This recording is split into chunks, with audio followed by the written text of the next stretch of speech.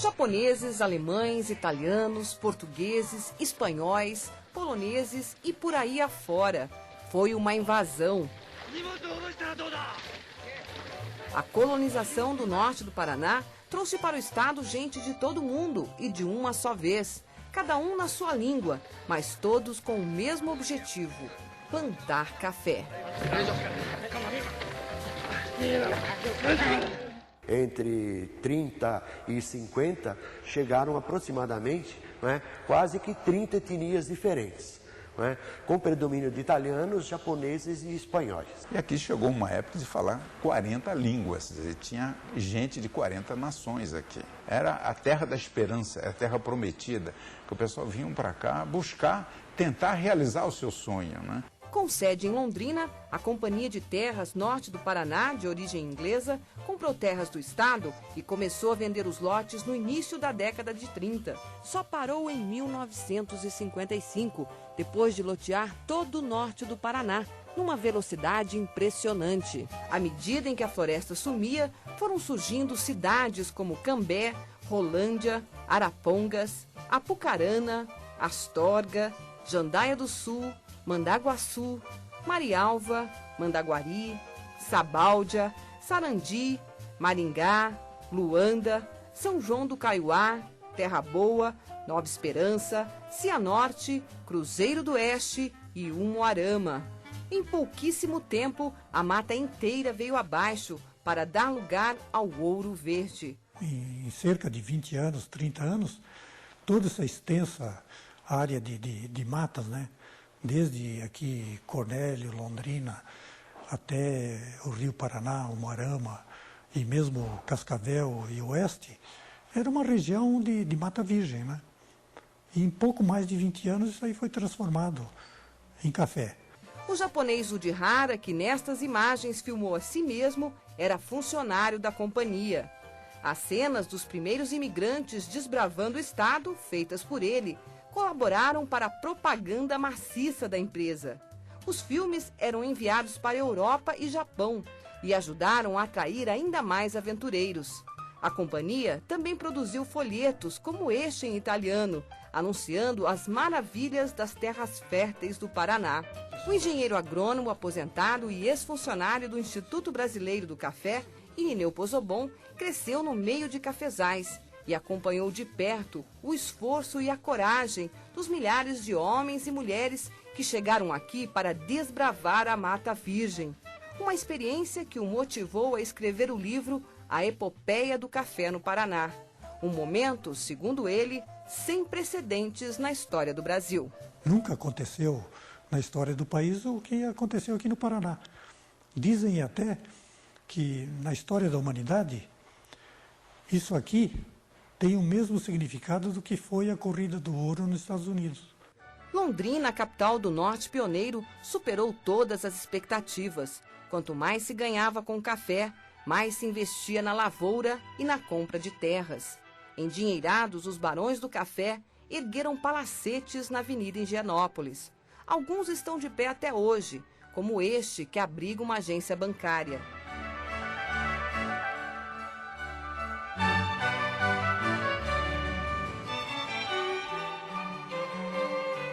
Enquanto os cafezais floresciam, a arte enchia a cidade de mais sonhos. Para atender uma população cada vez mais exigente, em 1952 foi inaugurado o Cine Teatro Ouro Verde. Projetado por Vila Nova Artigas, um dos arquitetos mais importantes do Brasil, o teatro é referência nacional até hoje para as artes cênicas e para a arquitetura. Foi neste palco que, nos anos 80, o Grupo Proteu de Londrina encenou Bodas de Café, espetáculo que contava a saga dos pioneiros. Tudo aqui deu certo. Todo mundo ficou rico, é Londrina, maravilha! Cheio de humor, a peça destacou um personagem malandro que deu um novo significado à palavra picareta. O cara comprou umas terras, a hora que chegou lá já tinha dono. Porra, mané, que eu não comecei ontem, você sabe disso. Esse encavalamento vai acontecer. Mas só daqui uns 2, 3, 4 anos até lá, eu tô longe daqui, não sou trouxa, qual é? A palavra em si, picareta, dada a essas pessoas que vinham para cá com com muita qualidade de negócios, facilidade de negociar, de fazer a transação comercial. Ele fazia a intermediação. E se denominava, dava o nome dele de picareta. Esse é o picareta, é o picareta. Em 1961, o Paraná teve a maior safra de toda a sua história. Foram 21 milhões e 300 mil sacas, mais da metade da produção brasileira e quase 30% de todo o café colhido no mundo naquele ano. Foi o apogeu do ouro verde no estado. Nesse clima de prosperidade, cheio de sonhos, arte e também muita malandragem, surge em Londrina o primeiro arranha-céu. 17 andares de puro concreto. Inaugurado no início dos anos 60, o edifício América comercializava o café de todo o Brasil. Era ali que os grãos eram qualificados pelo aroma e sabor. O preço passava e ainda passa pelo paladar dos provadores profissionais. O edifício América era endereço obrigatório para o mundo do café. Nós tínhamos só aqui mais de 40 exportadores de café no edifício. Nós tínhamos um sindicato dos corretores de café extremamente atuante. Nós tínhamos cerca de 350 a 400 corretores ativos no mercado. Nós tínhamos entre 30 e 40 máquinas de café de benefício só na região de Londrina. Hoje nós temos uma única máquina de benefício. Porteiro do prédio há 36 anos, seu José Gonçalves da Cruz lembra da dificuldade que era conseguir uma vaga no elevador. Era americano, japonês, tudo que é nação entrava aqui no prédio. Isso aqui parecia um formigueiro. A fila virava aqui. O elevador subia e descia direto, lotado. O aeroporto da cidade também vivia congestionado e chegou a registrar na época o segundo maior movimento do Brasil, perdendo apenas para o Rio de Janeiro. No embalo do sucesso cafeeiro, o Porto de Paranaguá se consolidou como um dos mais importantes do país. Na parede do Museu Histórico de Londrina está a foto do primeiro navio carregado de café que partiu rumo à Europa. Próxima a Londrina, Rolândia despontava como a rainha do café. Quanto mais se produzia, mais compradores apareciam, como lembra o ex-prefeito da cidade, Orlandino de Almeida. A zona rural era muito alegre. Muitas máquinas de café, muitos sitiantes vinham vender o café, sabe? Então, isso aí dava uma movimentação enorme na cidade. Muito dinheiro corria. O clima de euforia se espalhou por todo o norte do estado. Uma das últimas cidades a ser loteada, Cruzeiro do Oeste, terra dos índios Chetá, vivia o auge, como lembra Augusto Duarte, imigrante português que chegou à cidade em 1954. Muita gente, muita coisa acontecendo, você vendo gente chegando de todo lado para Cruzeiro do Oeste, que estava começando o desenvolvimento da cidade. Não tinha uma rua de asfalto, era pura terra, só areia, só transitava jipe. Maior produtor mundial de café, o Paraná chegou a ter 1.600.000 hectares de cafezais. A monocultura não tirava o arroz nem o feijão dos trabalhadores rurais, que aproveitavam a entre-safra para garantir a agricultura de subsistência. Na realidade, o café não é uma monocultura como muita gente pensa. Ela é uma grande policultura. Que tudo aqui no Paraná, né, onde existia café, existia arroz, existia feijão, existia milho. Quando tudo parecia perfeito, vieram as primeiras geadas, de 63, 64 e 68, mas nada comparado à geada negra, de 18 de julho de 1975. Nesse ano foram colhidos 10 milhões de sacas de café. No ano seguinte, apenas 3.800 sacas, ou seja, não sobrou nenhum pé de café. Para muita gente foi um fim de grande sonho. No ano seguinte, o Paraná perdeu 100% da produção de café. Aconteceu em São Paulo quase a mesma coisa e em Minas também. O país todo perdeu com isso. Então, na época, foi calculado mais ou menos em 5 bilhões de dólares o prejuízo decorrente da geada. Naquela manhã, enquanto Curitiba festejava a neve, que deixou a cidade toda branquinha e fez adultos virarem crianças, o norte do Paraná mergulhava num inesperado pesadelo. Uma lembrança que até hoje faz Orlandino de Almeida se emocionar. Prefeito de Rolândia na época, ele estava fora do Brasil no dia da geada. Ainda hoje, mal consegue falar da tragédia. Me emociona um pouco, sabe?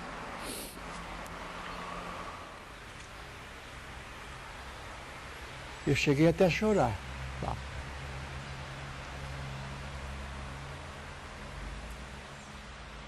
É difícil porque eu... Dói, né? Foi um momento que marcou a sua administração. Foi. João Batista Bortolotti, diretor de planejamento da Prefeitura de Londrina na gestão de José Richa, ainda sente calafrios ao lembrar daquela manhã. Olha, foi realmente... me dá um arrepio nesse período até, porque realmente foi a quebra das esperanças, né? Quer dizer, e fazer o quê, né? Quer dizer, toda aquela esperança, toda aquela movimentação, toda aquela economia, quer dizer, calcada no café, de repente some-se, acaba. Nas manchetes dos jornais no dia seguinte à tragédia, o veredito. Não sobrou nada, nenhum pé de café para contar a história.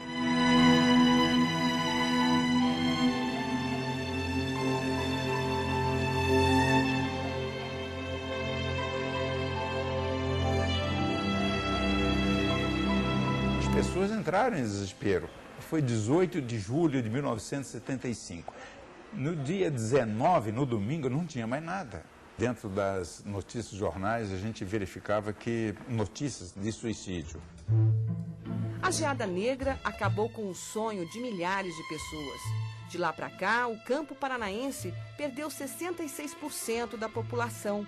Um êxodo de 4 bilhões e 400 mil pessoas que redesenhou o perfil rural do estado e mudou completamente a realidade das cidades. E Londrina, como era uma cidade polo, era a maior cidade da região, ela começava a polarizar toda essa população. Foi nesse período que começou a ser criada a Coab.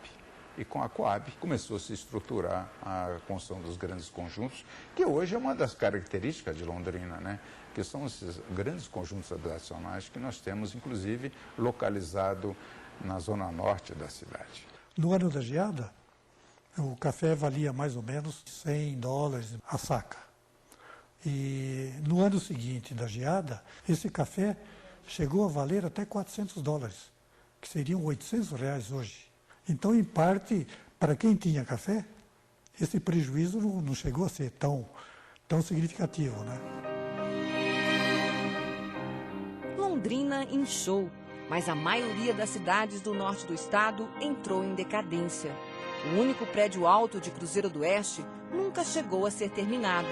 A cidade perdeu mais da metade dos habitantes e demorou a reencontrar um caminho. Em volta desta igrejinha em ruínas, ficava o distrito mais próspero de Cruzeiro do Oeste.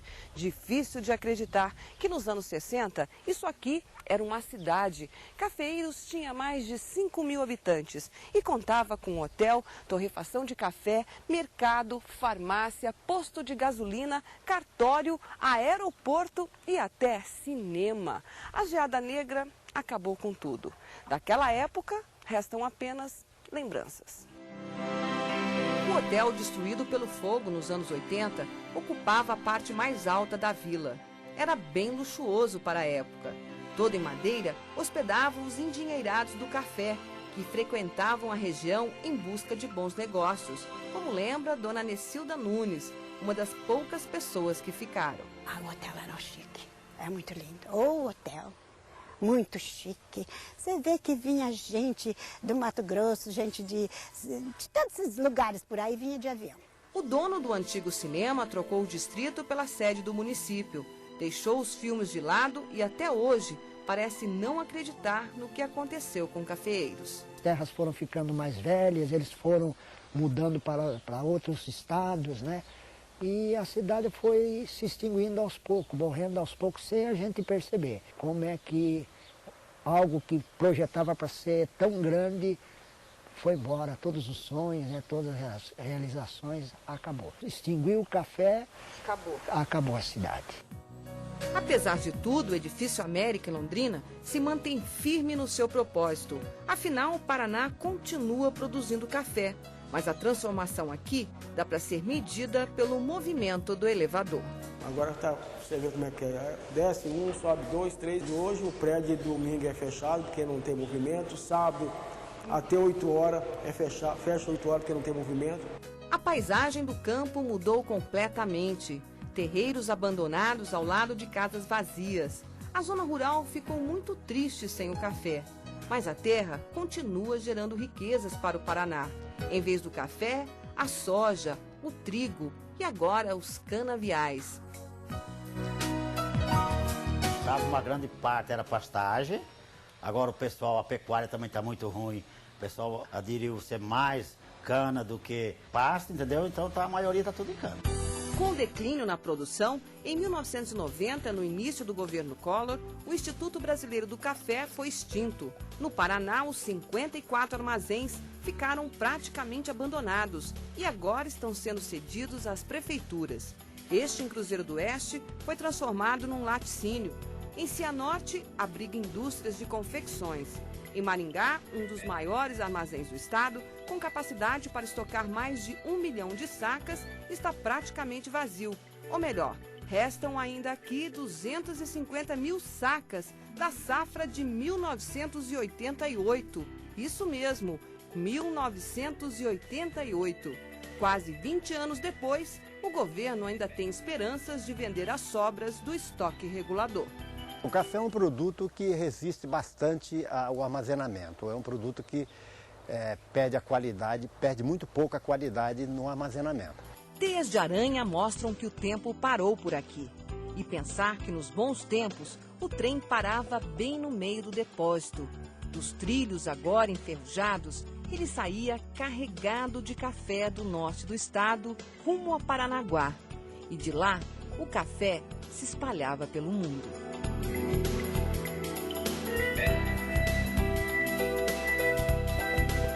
A impressão que se tem é que o café acabou. E o norte do Paraná também, né? Mas hoje, essa região, ela está sendo conhecida como uma das 10 melhores regiões para investimento no mundo. Londrina já está se tornando um polo tecnológico. Essa região aqui vai ser uma ótima região turística que tem muito a mostrar para o país e para quem vem de fora, exatamente em termos de turismo. Então as fazendas de café, as propriedades, ou tudo que o café criou, e Londrina é um exemplo máximo disso, né? Maringá. Então isso aí, na realidade o café tem muito a ver. Não que o café tenha criado isso, mas forneceu a base para que as coisas acontecessem.